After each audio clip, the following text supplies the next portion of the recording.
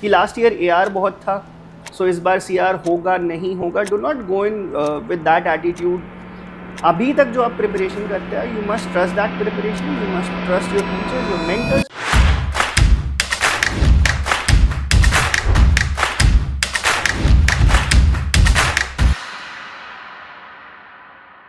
Sir सिर्फ 4 months बचे हैं फ्लैट में, तो स्टूडेंट्स की अब क्या स्ट्रैटेजी होनी चाहिए इस सब? I think at this moment, consistency is more important than the volume of questions that they do. And specifically, अगर मैं mocks की बात करूँ, so बहुत बार बच्चे mocks देते हैं, but they do not analyze it well.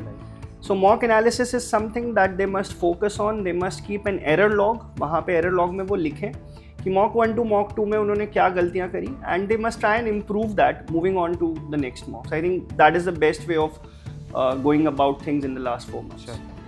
Sir, also कोई ऐसे सेक्शंस हैं, इंपॉर्टेंट सेक्शंस जो स्टूडेंट्स को बिल्कुल उस पर ध्यान देना चाहिए अभी? I think as far as English language is concern, बहुत अगर हम पिछले पेपर्स देखें तो बच्चे इस डिल्यूजन में जा सकते हैं, they can get a little complacent कि पैसेजेस थोड़े ईजी आ रहे हैं, शायद उन्होंने और डिफरेंट जॉनरास पढ़ रखे हैं which are quite tough. So they should avoid getting into this trap of recency bias. Instead अगर 3 साल 4 साल पहले जो पेपर्स होते थे, दे मस्ट सी कि यार लास्ट 5 to 10 years में कौन से जॉनराज हैं जिन पर अभी पिछले कुछ सालों में क्वेश्चंस नहीं आए. I think that should be a good way of looking at it, and contemporary RCs is something which I expect कि इस साल एग्जाम में हो सकता है. Sir as we all know कि कंसोर्शियम को सरप्राइज करना एस्पिरेंट्स को बहुत पसंद है, तो इस बार कुछ चेंजेस एक्सपेक्ट कर सकते हैं students? I think to be honest, to a greater extent, I would say no, because consortium has already released the syllabus of the exam. So they have clearly stated what the exam would look like. They have given us a blueprint about it. So there can be subtle changes among the section. There can be increase in difficulty level among the different sections that we have. But overall, I think difficulty level would be quite on similar lines to what we have seen in the previous years.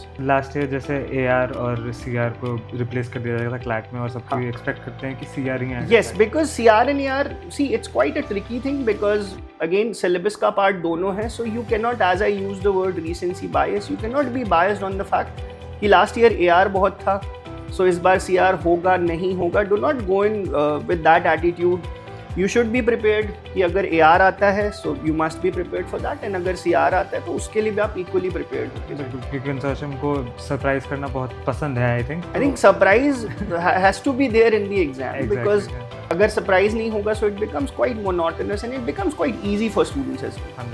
Sir vocab पे work करने के लिए कोई strategy जो students को जाननी चाहिए? I think अभी जितना टाइम बचा हुआ है, I would not say कि बेटा I'll give you a certain list of 1500 words or 2000 words. I don't think that is the way of dealing with it. Instead, previous year papers से एक list down बच्चे कर सकते हैं. I think we are also providing that for the students.